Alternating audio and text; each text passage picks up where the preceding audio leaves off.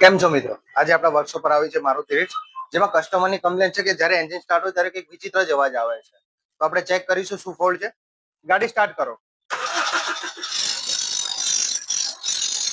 ગાડી બંધ કરો.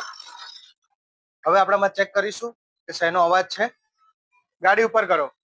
હવે આપણે આમાં બેલ્ટ ઉતારી દીધો છે.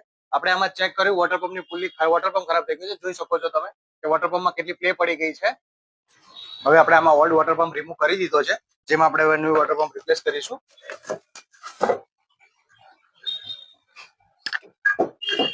હવે આપણી ગાડીમાં વોટર પંપ રિપ્લેસ થઈ ગયો છે. ગાડી સ્ટાર્ટ કરો. તમે જોઈ શકો છો ગાડી એકદમ સાયલેન્ટ થઈ ગઈ છે.